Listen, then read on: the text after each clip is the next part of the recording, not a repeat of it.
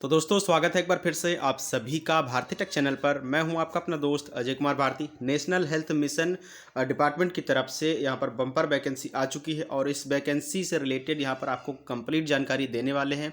So friends, NHM UP non technical lab recruitment की भर्ती यहां पर देखने को मिलने वाली है, जिसके तहत कुल बात करें तो 2900 पोस्ट हैं, जबकि इसमें अन्य क्या क्या डिटेल हैं वो हम यहाँ पर विधिवत आपसे बात करेंगे। और लास्ट डेट अप्लाई करने का वो यहाँ पर 7 जनवरी 2021 को रखा गया है।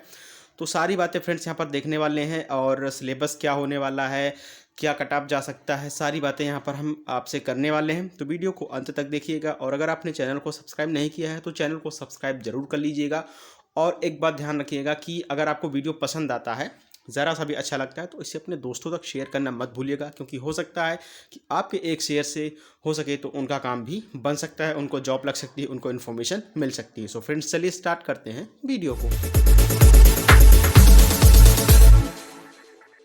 तो दोस्तों यहाँ पर मेरे पास नोटिफिकेशन अवेलेबल हो चुका है, और अब आपको यहाँ पर इस नोटिफिकेशन से रिलेटेड सारी इन्फॉर्मेशन प्रोवाइड करवाएंगे। तो यहाँ पर आप जैसा कि देख पा रहे हैं कि विभिन्न पदों के लिए यहाँ पर विभिन्न प्रकार के यहाँ पर सिलेबस और यहाँ पर जो भी पोस्ट के नेम है वो यहाँ पर जारी किए गए हैं। तो सबसे पहले हम यहाँ पर देख लेते हैं कि टोटल पोस्ट जो है वो यहाँ पर रखा गया है एनएचएम यूपी के लिए। यहाँ पर 2900 टोटल पोस्ट यहाँ पर दिखाया जा रहा है, तो ये आप ध्यान रखेंगे। और उसके बाद फ्रेंड्स आगे हम बात करें तो यहाँ पर विभिन्न प्रकार के पद हैं, जैसे कि यहाँ पर आप देख सकते हैं पोजीशन नेम लैब टेक्नीशियन के अंतर्गत सभी आते हैं, जिसके अंतर्गत ब्लड सेल्स हो गए, ब्लड बैंक, बीसीटीबी, बीएससी, तो बहुत सारे यहाँ पर पद दिखाई दे रहे हैं।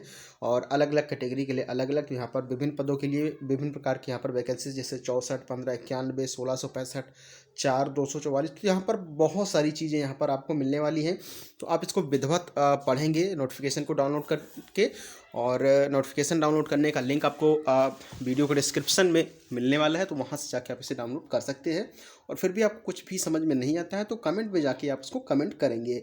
आगे बात करते हैं यहाँ पर कि कब से आप ऑनलाइन कर सकते हैं। तो ऑनलाइन करने का जो डेट है वो 18 दिसंबर से स्टार्ट किया गया है, यानी कि 11 तारीख से। और जो लास्ट डेट है मैंने अभी आपको बताया 7 जनवरी को रखा गया है। सो फ्रेंड्स, आगे यहाँ पर कुछ महत्वपूर्ण बातों को हम यहाँ पर देख लेते हैं।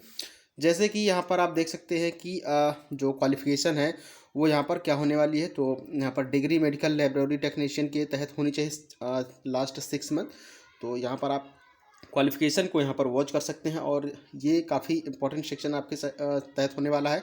और अगर आपको नोटिफिकेशन डाउनलोड करने में कोई भी प्रॉब्लम हो सकती है तो आप यहाँ पर इसका स्क्रीनशॉट ले सकते हैं और इसको रीड करेंगे। अगर आप इंटर लेवल क्वालिफाइड हैं या फिर डिप्लोमा आपने किया है तो भी आप यहाँ पर इसके लिए अप्लाई कर सकते हैं, यानी कि मेडिकल डिग्री होनी चाहिए, बायोलॉजी आपका मस्ट है, इंटर में भी होना चाहिए, और इसी से रिलेटेड कोई डिप्लोमा आपके पास अवेलेबल होना चाहिए। इसके लिए आपको यहाँ पर अन्य जानकारी यहाँ पर दी जा रही है। तो यहाँ पर आप इसका स्क्रीनशॉट लेके रख सकते हैं, जो कि आपके अप्लाई करते समय काफ़ी ज़्यादा हेल्पफुल साबित हो सकता है। तो काफ़ी सारा चीज़ यहाँ पर देखने को मिलने वाला है। और यहाँ पर बात करें तो काफ़ी सारी और भी चीज़ें हैं। यहाँ पर कंप्यूटर बेस्ड टेस्ट होने वाला है, क्वेश्चन कैसे रहेंगे वो यहाँ पर देख लेते हैं। तो टोटल जो क्वेश्चन है वो यहाँ पर 100 होने वाले हैं, और 2 घंटे का टाइम मिलने वाला है, और नेगेटिव मार्किंग यहाँ पर नहीं होगी। टोटल क्वेश्चन 100 मिलेंगे, और सभी में 4 यानी कि मल्टीपल टाइप के क्वेश्चन आपको यहाँ पर देखने को मिलने वाला है। और क्वेश्चन का जो मीडियम है वो हिंदी और इंग्लिश दोनों सेक्शन में आपको देखने को मिलने वाला है, जो भी आप चूज़ करेंगे फॉर्म को अप्लाई करते समय।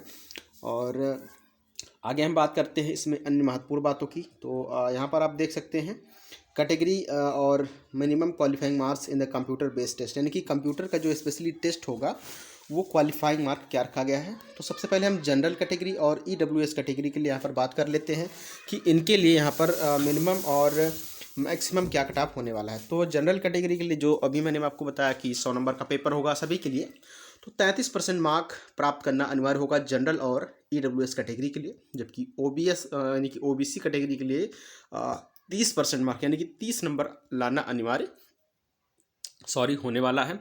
जबकि एससी एसटी और फिजिकल हैंडीकैप कैटेगरी के लिए 24 नंबर लाना अनिवार्य होगा आउट ऑफ 100। तो ये मस्ट है। और उसके बाद आगे यहाँ पर हम देखते हैं, तो यहाँ पर लिखा है candidate are required to appear in the computer based test in their own expenses and if shortage in the computer based test as per the above criteria, they will be called for document verification. Rate list will be prepared in the ratio, यानी कि 1.3 ratio के अंतर्गत ये शामिल होने वाला है। आगे कुछ और महत्वपूर्ण बातों की हम यहाँ पर बात कर लेते हैं। तो जैसे कि मैंने आपको बताया कि यहाँ पर नेगेटिव मार्किंग नहीं होने वाली है, और जो भी बातें समझ में नहीं आती तो उसका आप स्क्रीनशॉट लेके रखे रहिएगा। अप्लाई करने के लिए आपके पास यहाँ पर कंप्लीट डॉक्यूमेंट्स होना चाहिए। हाई स्कूल, इंटर, ग्रेजुएशन, जो भी डिप्लोमा आपने किया वो होना चाहिए, सिग्नेचर, और फोटो आपका लेटेस्ट होना चाहिए। लेटेस्ट फोटो ही आप यूज़ करेंगे।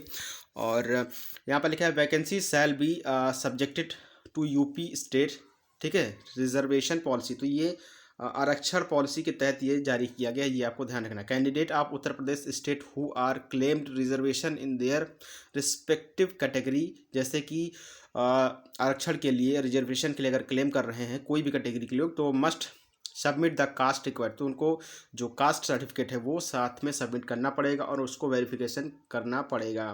नेक्स्ट है the appointment will be purely on contractual basis basis for a prepared of 1 year renewable subject to satisfactory performance, यानी कि परफॉर्मेंस के ऊपर ये किया जाएगा। पहले बात करें तो जैसे कि कंप्यूटर ऑपरेटर की भर्ती यहाँ पर पंचायत सहायकों के लिए जारी की गई थी ग्रामीण क्षेत्रों में, तो वहाँ पर क्राइटेरिया था कि 1 वर्ष तक आपका संविदा पर रहेगा। बिल्कुल वही काम यहाँ पर होने वाला है, और बाकी लगभग सारी चीज़ें नॉर्मल है, वो आप यहाँ पर इजीली रीड कर सकते हैं, तो वो ज़्यादा इंपॉर्टेंट आपके लिए नहीं होने वाला है।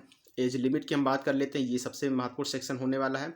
तो एज लिमिट की बात करें तो यहाँ पर जो ओबीसी है तो उनको 3 साल का छूट मिल सकता है, जबकि एससी एसटी को 5 साल का यहाँ पर छूट मिल सकता है। और यहाँ पर विभिन्न पदों के लिए विभिन्न प्रकार की बातें बताई गई हैं, वो आप यहाँ पर देख सकते हैं। और सबसे इम्पोर्टेंट फैक्ट यहाँ पर ये है कि किसी भी कैटेगरी के लिए अप्लाई करने का कोई चार्ज नहीं, ठीक है, तो नील। ये आप ध्यान रखेंगे कि किसी भी कैटेगरी का कोई भी स्टूडेंट अप्लाई करता है तो उसको यहाँ पर कोई भी चार्ज देना नहीं पड़ेगा, यानी कि कोई भी फीस उससे नहीं लिया जाएगा, ये आपको ध्यान रखना है। Instructions for filling up the online form, तो फॉर्म को फिल करते समय आपको कौन कौन सी बातों को ध्यान रखना है ये आप ध्यान रखेंगे। सो फ्रेंड्स, बात कर लेते हैं फॉर्म को भरते समय क्या आपको ध्यान रखना है। तो पहला यहाँ पर ध्यान रखना है कि the candidate shall apply through online mode only as per the qualification and eligibility criteria indicated above. तो यहाँ पर मतलब कहा गया है कि ऑनलाइन ही अप्लाई होगा और क्वालिफिकेशन और एलिजिबिलिटी के अनुसार ही भरेंगे।